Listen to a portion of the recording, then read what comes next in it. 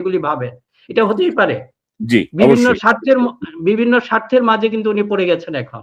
এখন কোন দিকে শিফট করবেন আপনিও জানেন না। He is moving towards Pakistan, China, turkey এই ব্লকের দিকে যাচ্ছেন নাকি ইন্ডিয়া? এগুলি আমাদের খোলাখুলি আলোচনা করতে হবে। Security concern. এটা শুধু আগেই বলেছি যে এটা শুধু একজন ব্যক্তির জন্য না, এটা একটা রাষ্ট্রের জন্য জরুরি। এখন দেখবেন যে উনি হয়তো ওইদিকে মুভ করতেছেন, কিন্তু হয়তো যে বিপরীত স্বার্থের যে রাষ্ট্রটা আছে সে পছন্দ করতেছে না। সে সামহাও এটা তো এখন এত কমপ্লেক্স হয়ে গেছে মানুষের জীবনটা। আপনি কাউকে বলতে পারবেন না কে আপনার বন্ধু কে শত্রু, এটা আসলে কোথাও নাই।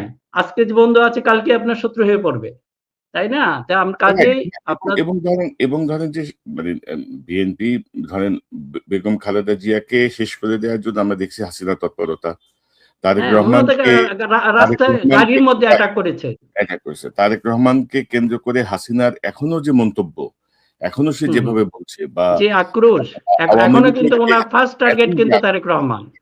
সো সেই জায়গাটায় ধরেন এইসব খুচরা আবেগের কোনো জায়গা নাই আরকি। সব খুচরা আবেগ দেখায় গাড়ির সামনে গাড়ি মুভ করতে পারতেছে না, এসএসএফ কাজ করতে পারতেছে না, পুলিশ নাই, এপিবিএন নাই। ঢাকার বাইরে দেখলাম যে বিজেপিকে মোতায়েন করা হয়েছে বা পুলিশ মোতায়েন। ঢাকার মধ্যে আমি ওনার আশেপাশে পুলিশ, বিজিপি এদের কোনো উপস্থিতি দেখছি না। অর্থাৎ ধরেন এক ধরনের কি বলবো মানে হানিমুন পিরিয়ডেও মানে বেশি হানিমুন হয়ে যাচ্ছে কিনা, বেশি সম্পৃক্ততা দেখাইতে যেয়ে নিজের বিপদ ডেকে আনছেন কিনা সেটা আমরা জানি না। এখন ধরেন ওই যে আপনি দেখবেন একটু পরে দেখবেন ২ টা কমেন্টস আসবে।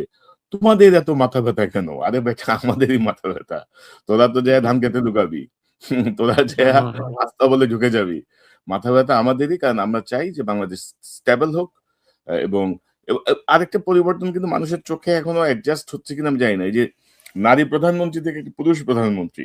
মানে কিছু গুণগত পরিবর্তন তো আছেই কিন্তু, না?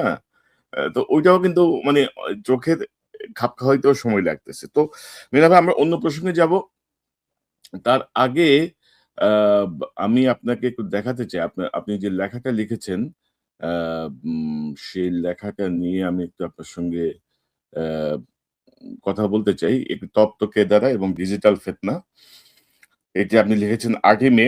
আমাদের আসলে এর পরপরই শো করার কথা ছিল কিন্তু কথা বলার সুযোগ হচ্ছিল না আপনার সাথে এবং আমি আপনার কাছ থেকে জানবো যে এখানে আপনার এখন বা প্রাইম মিনিস্টার কোন দিকে মুভ করবে, প্রেসিডেন্ট না প্রাইম মিনিস্টার কোন দিকে মুভ করবে এটার দিকে কিন্তু সবাই তাকিয়ে আছে। উনি হুম, হুম, প্রত্যেকটা স্টেপ কিন্তু আপনার খেয়াল করছেন এবং খেয়াল করে দেখেন আমাদের যে পররাষ্ট্র মন্ত্রী চায়না গেলেন, চায়না যদি আপনি জয়েন্ট ডিক্লারেশনটা আপনি খেয়াল করেন, there is a some shift এখানে কিন্তু সবাই ফিল করতেছে।